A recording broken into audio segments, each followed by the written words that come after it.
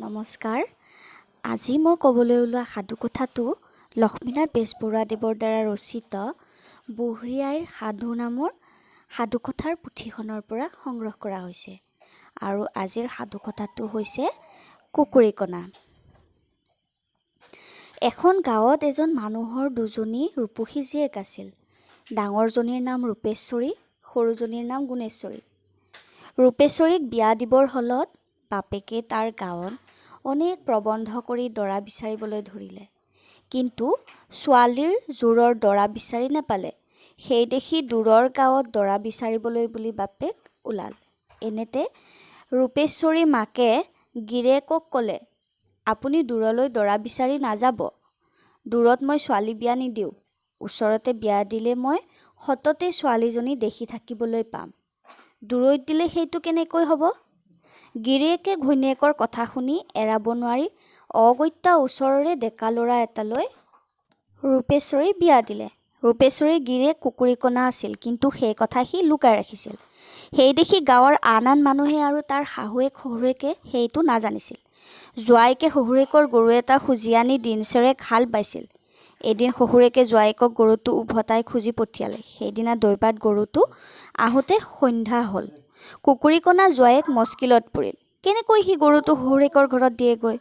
সি ভালেখিনি পৰ ভাবি চিন্তি থিৰ কৰিলে যে গৰুটো শহুৰৰ ঘৰমুৱাকৈ এৰি দি তাৰ নেজত ধৰি মই গৈ থাকোঁ, তেনেহ'লে সি নিশ্চয় তাৰ চিনাকি ঘৰ ওলাবগৈ। সি তাকে কৰিলত গৰুটো গৈ তাৰ আগৰ গোহালিত সোমালগৈ, আৰু সিও তাৰ নেজত ধৰি গৈ সেইখিনি পালেগৈ। এনেতে শহুৰেকে জোৱাইকক দেখা পাই সুধিলে, সেইটি জোৱাই নে? জোৱাইকে উত্তৰ দিলে, আপুনি গৰুটো খুজি পঠিয়াইছিল দেখি আনি গোহালিত বান্ধিছোঁহি। ইয়াৰ পিছতে জোৱাইক ওলাই নহা দেখি শহুৰেকে মাত লগালে, ওলাই আহা, তাত কি কৰিছা? হাত ভৰি ধুই বহি মেলি এমুঠি ভাতকে খোৱাহি, নোখোৱাকৈ নাযাবা। তেতিয়া জোৱাইকে উত্তৰ দিলে, এৰা, আপোনালোকৰ গোহালিত গৰু কেইটা আছে তাকে লেখিহে চাইছোঁ এতিয়া। শহুৰেকে ক'লে, এই কিনো গৰু লেখিবা? টিকৌ টিপৌ মেমেৰা চেৰেলা গৰু গোটা চেৰেকহে আছে। ভালেকেইটা আৰু বেলি চবকাত পৰি মৰি হজি ঢুকাইছেই। বুলি শহুৰেক ভিতৰ সোমাই গৈ জীয়েক গুণেশ্বৰীক ক'লে, আই, ঘটি এটাত পানী লৈ যা, ভিনীহিয়েৰক মাতি আনি ভৰি ধুবলৈ পানী দি বহুৱাগৈ। সিফালে জোৱাইকে গোহালিৰ পৰা ঘৰলৈ উভতি যাবলৈ বাট খেপিয়াই ফুৰিছিল। এনেতে খুলখালীয়েকে মাত লগালে, ভিনদেউ আহা, ভৰি ধোৱাহি, পানী আনিছোঁ। ভিনীহিয়েকে খুলখলীয়েকৰ মাত শুনি উত্তৰ দিলে, আইটি নে? আহা, মোক আদৰি নিয়াহি, নহ'লে মই এনেয়ে নাযাওঁ। মোৰ নিচিনা ভিনীহিয়েনো ক'ত পাইছিলা? এই কথা শুনি সৰল মনৰ গুণেশ্বৰীয়ে ভিনীহিয়েকক হাতত ধৰি কাবৌ কাকলি কৰি লৈ গৈ ভৰি ধুবলৈ ভিনীহিয়েকক পানী ঘটি আগবঢ়াই দিলে। এনেতে ভিনীহিয়েকে মাত লগালে, তুমি মোৰ ভৰি ধুৱাই দিয়া। আজি ভালেমান দিনৰ মূৰত আহিছোঁ, তোমালোকে দেখিছোঁ মোক সমূলি মৰম নকৰা। গুণেশ্বৰীয়ে এই কথা শুনি ভিনীহিয়েকৰ ভৰি ধুৱাই দি হাতত ধৰি নি বহিবলৈ ধৰা পাৰি দি বহা বুলি তাতে বহুৱাই দিলে। এনেদৰে জোৱাইকে কিছুপৰ বহি থকাৰ পিছতে ভাত খাবৰ হ'ল। শহুৰেকে ভাত খাবলৈ বহিল। শাহুৱেকে জোৱাইকলৈ ভাত বাঢ়ি দি বহি আছে। জোৱাইকক ভাত খাবলৈ মাতিছে, কিন্তু সি উঠি নাহে। বৰকৈ মাতিলত জোৱাইকে উত্তৰ দিলে, আজি মোৰ বৰ ভাগৰ লাগিছে, উঠিবই নোৱাৰোঁ। আপোনালোকৰ মোলৈ মৰম আছে যদি ইয়াতে ভাত দিয়ক, খাওঁ। জোৱাইকৰ উত্তৰখিনি শাহুৱেকে ভাত আনি দিলেহি। ভাত দিয়া হ'ল, কিন্তু সি দেখিবলৈ নাপায়, নাখাই ৰৈ আছে। সেই দেখি গুণেশ্বৰীয়ে মাত লগালে, খোৱা ভিনীহিদেউ, খোৱা। তাৰপিছত ভিনীহিয়েকে উত্তৰ দিলে, তুমি ভাতত মোৰ হাতখন লগাই দিলেহে খাম, নহ'লে নাখাওঁ। কাৰণ তুমিনো আৰু কিমান দিন বাপেৰৰ ঘৰত থাকিবা? অলপ দিনৰ মূৰতে গুচিয়েই যাবা। এতেকে এইকেইদিনতে তোমাৰ হতুৱাই বন কৰাই ল, তেহে মোলৈ মনত থাকি যদি। ভিনীয়েকৰ কথা শুনি গুণেশ্বৰীয়ে তাৰ হাতখন ভাতত লগাই দিলত সি ভাত খাবলৈ বহিল। ইয়াৰ পিছত খুলখালীয়েকেও ভাত খাবলৈ ভিতৰলৈ উঠি গ'ল। অলপৰ পিছতে শাহুৱেকে ওলাই আহি দেখিলে যে জোৱায়েক আৰু সেই পাততে এফালৰ পৰা মেকুৰীয়েও ভাত খাব লাগিছে। তাকে দেখি শাহুৱেকে জোৱায়েকক ক'লে, বোপা, তুমি জানো দেখা নাই?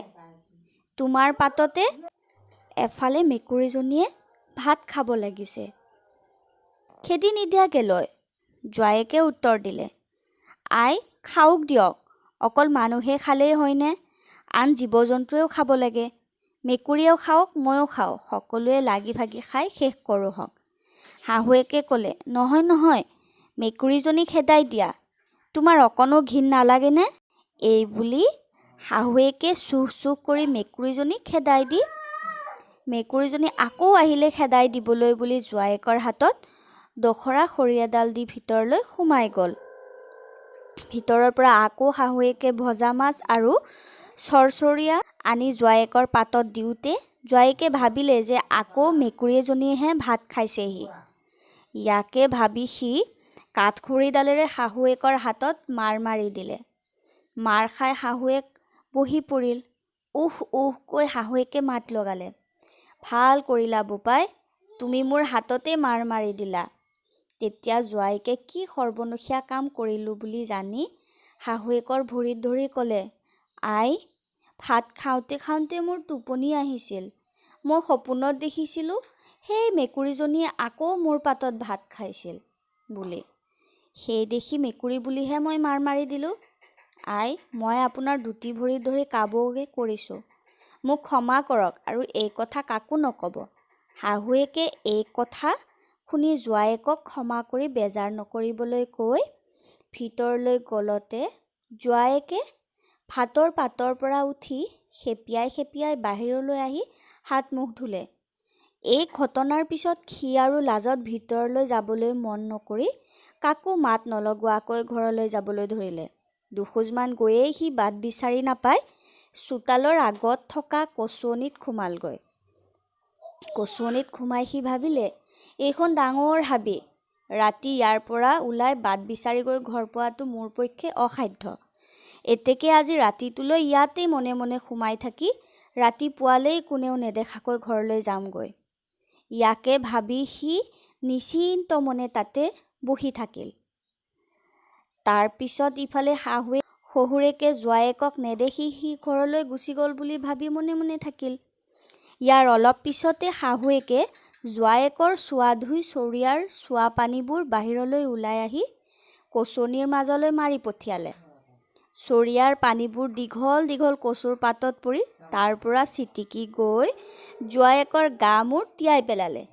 এইদৰে গাত পানী পৰিলত জোৱায়েকে ভাবিলে, বৰষুণহে দিছে। তাকে ভাবি সি মাত লগালে, হে মেঘ দেৱতা, কুকুৰীকণাৰ প্ৰতি প্ৰসন্ন হোৱা আৰু বৰষুণ নিদিবা। আজি যিবোৰ দুখ পাইছোঁ সেইবোৰেই আতিছে আৰু দুৰ্ভগীয়াক দুখ নিদিবা। জোৱায়েকৰ মাত শুনি শাহুৱেকে লৰালৰিকৈ চাকিটো বাহিৰলৈ উলিয়াই আনি দেখে জোৱায়েকে কচুৱনিৰ মাজত জুৰুলি জুপুৰি হৈ বহি আছে। তেতিয়া শাহুৱেকে জোৱায়েকক কুকুৰীকণা বুলি বুজিব পাৰি গিৰিয়েক আৰু জীয়েকক মাতি আনি সকলো কথা কৈ জোৱায়েকক তাৰ পৰা ধৰি মেলি আনি গা পা ধুৱাই শুকান চুৰিয়া পিন্ধাই পাটিত খুৱাই থৈ দিলে। সাধু কথাটো শেষলৈ শুনাৰ বাবে বহুত বহুত ধন্যবাদ। যদি ভাল লাগিছে মোৰ চেনেলটো ছাবস্ক্ৰাইব কৰি দিব। লগতে এটা কমেণ্ট কৰি জনাব কেনেকুৱা পালে।